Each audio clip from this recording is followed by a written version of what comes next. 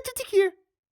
After a horrific year that brought upon us wildfires, hurricanes, diseases, earthquakes, and other catastrophes, we finally got some good news this past weekend.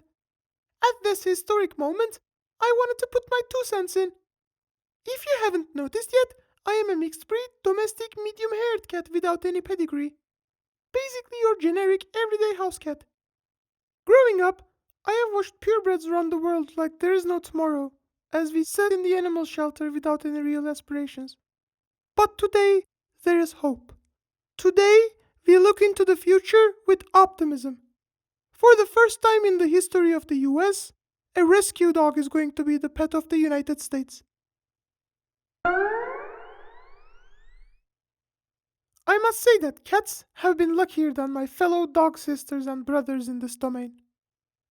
In the history of the US, there exists cats who came from nothing and made it to the White House. The most popular two being Socks Clinton and India Bush. I mean, back in my shelter days, Socks and India were the centerpieces of discussion despite years having passed since their tenure. India was frequently celebrated and envied for how cultured she was and how much time she spent in the library of the White House. I also remember hearing rumors of Socks leading tours in the presidential mansion. I was in absolute awe. However, those were like legends before my time, a myth if you will, and I didn't get a chance to experience a period where an adopted pet was holding the office myself.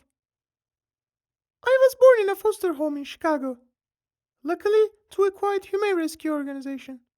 If you're not aware, there isn't much light at the end of the tunnel for a shelter animal besides adoption. It's either transferred to another facility if you're fortunate, or death, sadly.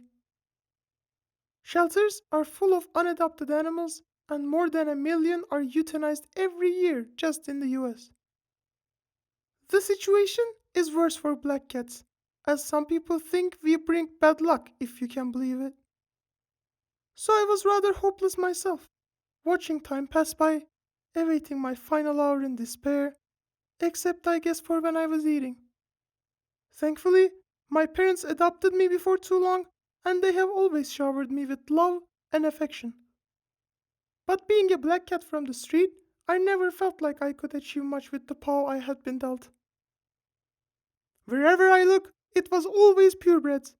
On TV, on the internet, at cutest pet contests, on every Instagram hashtag.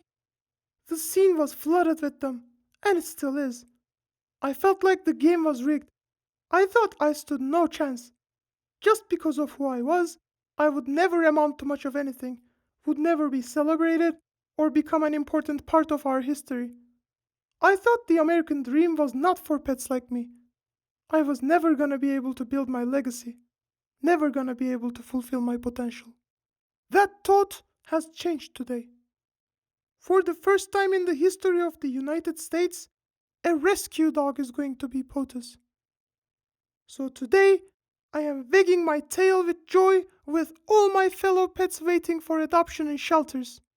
For my younger brother who never even saw a pet in the White House in his life. Today, I acknowledge that there can be more to life than what my background and fur color seem to allow. Today, I applaud in pride and bliss, for we have hope for the first time, a hope for tomorrow. And today, I bow in respect to Joe Biden and Delaware Humane Association for allowing Major to be the one. For all pets everywhere, I extend my gratitude to Major for paving the way for many more adopted animals to make their way into the White House. I wish Major and Champ all the best in their tenure. They are and will be an inspiration to many. While Major might be the first rescue pet in the White House, he will not be the last. And every little animal experiencing this moment should know that their life too is full of amazing possibilities.